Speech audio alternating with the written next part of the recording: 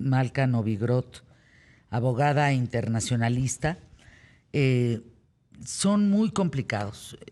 Grababa yo ahorita un video para Grupo Imagen, las redes de Grupo Imagen, muy impresionada con el accidente de Oaxaca, en donde hay 18 muertos, 23 heridos. Y luego nada más nos quedamos con el número. Claro. El número de cuántos y cuántos muertos van y cuántos desaparecidos. Permítanme tantito. Cada uno de ellos tiene una historia. Cada uno de ellos impacta a una familia, a los vecinos, a los amigos, a las escuelas.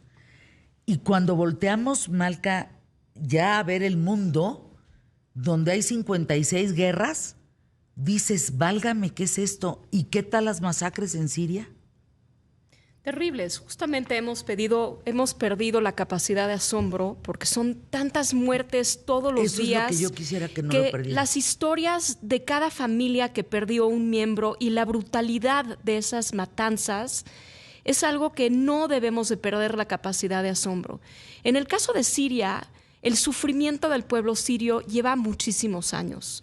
Es decir, si nosotros nos ponemos a pensar que Bashar al-Assad entra al poder justamente a la muerte de su padre en el año 2000, pero no contamos la brutalidad del régimen de su padre, Hafez al-Assad, que tomó el poder en 1971.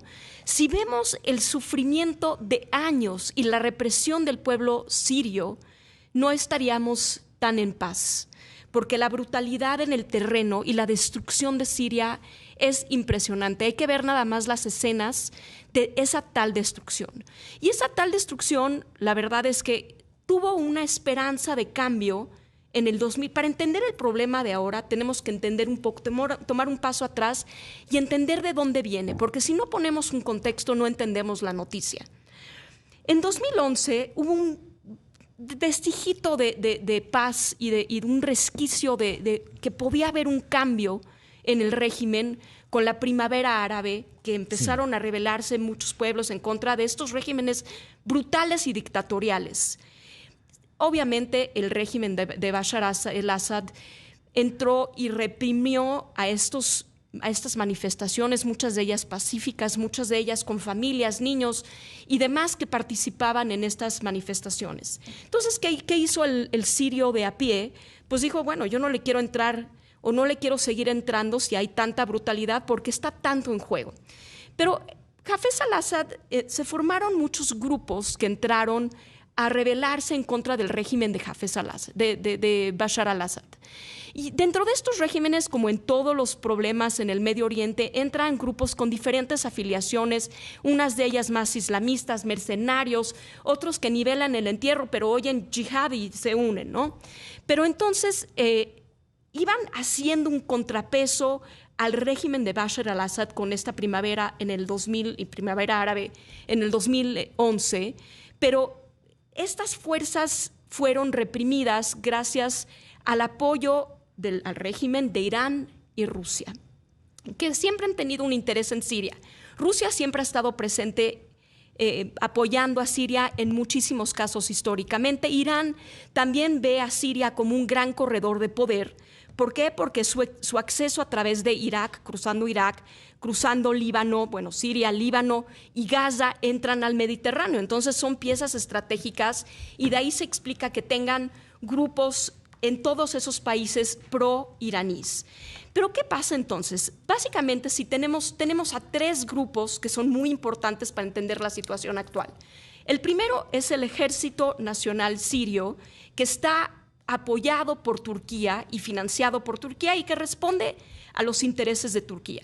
Después hay el Grupo de Liberación Democrática, que es un grupo apoyado y que conglomera a los kurdos, que son una minoría en Siria y que son súper importantes. ¿Por qué? Porque ellos manejan las cárceles del norte, en donde están los combatientes de ISIS y son un factor determinante en la estabilidad del país. Y después viene justamente este grupo que se llama Harar al-Tahrir, donde al-Shams, que es básicamente el movimiento de liberación de Siria, que está apoyado por Ahmad al-Shara, así se pronuncia, que es quien ha tomado el poder ahora en Siria. Este es un grupo muy interesante. ¿Por qué? Porque siempre estuvo muy apegado a Al-Qaeda, muy apegado a un movimiento islamista.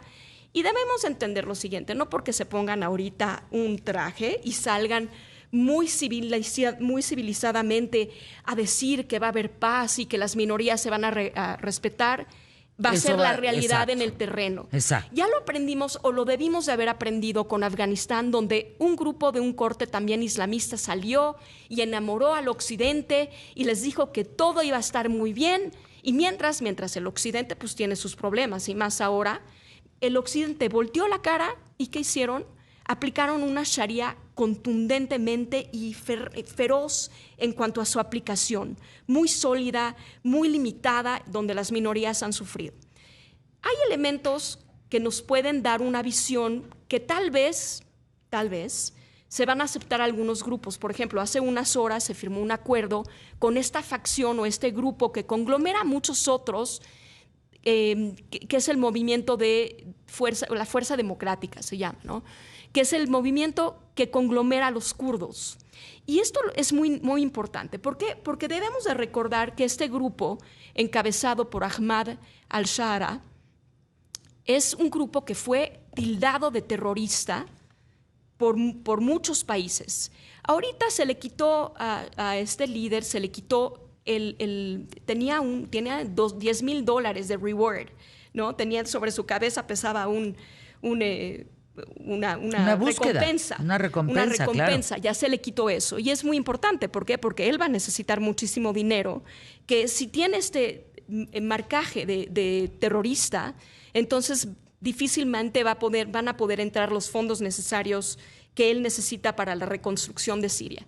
Yo creo que hay mucha incertidumbre y tener un país tan grande como Siria en esta inestabilidad, de verdad, el futuro lo veo no muy optimista. ¿Y la ONU con los brazos cruzados? La ONU ya la perdimos desde hace muchísimo ya no tiempo. Sirve, la ¿verdad? ONU, perdón que lo diga, pero es un organismo que ha sido cooptado por muchos países con sus propios intereses, se pronuncian por conflictos, o sea, hacen muchas decisiones, por ejemplo, con el conflicto israelí, 45 decisiones, pero ¿dónde escuchamos la voz del secretario de la ONU manifestándose o diciendo algo para proteger a estas minorías alawítas? Se perdió la ONU en el camino. Se perdió la ONU. La ONU necesita claramente una reestructuración y una refundación, porque ya no tiene el propósito, es irrelevante, está cooptada por muchísimos países, pero eso sí consume a la burocracia muchísimo dinero. Entonces, ¿qué vamos a hacer? Pues nada.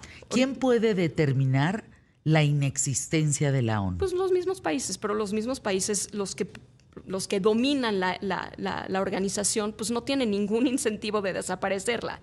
¿Por qué? Porque sigue sirviendo a algunos de sus fines. O sea, nadie la desaparece, pero estamos hablando de otro tema. Estamos ante un cambio global muy interesante, que es uno de fuerzas. Este orden global y este orden multilateral que en la Segunda Guerra Mundial se forjó por países como Estados Unidos, pues está desapareciendo. Estamos viendo un cambio a un orden donde responde la fuerza y donde responden las relaciones de fuerza. Entonces, ante eso, la ONU va a ser incluso menos relevante. Entonces, sería muy interesante ver, o sea, los países europeos andan en su rollo. Rusia, que pudiera incidir, tiene en su frente una guerra. Irán también tiene una guerra que solventar. Y por eso Siria, pues, está abandonado. No creo que vaya a ser exactamente para bien, ni para el Medio Oriente, ni para el Occidente. Esta transición hacia el nuevo gobierno, ¿cómo se ve? Muy complicada. Pues no se ve tan complicada, porque esto es un grupo que es muy pragmático. Uh-huh. Es un grupo que sabe lo que tiene que hacer. A los kurdos, por lo pronto, ya les prometió que les va a dar un estatus importante constitucional, les va a dar la nacionalidad, la cual no tenían. Entonces, están poco a poco tratando de armar un orden interno. Esperemos que sea un orden interno que no lleve a lo mismo que había antes, como ha sucedido en muchos países, que es la represión y esta radicalización del Islam del país. Gracias, Malka Novigrod. Gracias por estar con nosotros.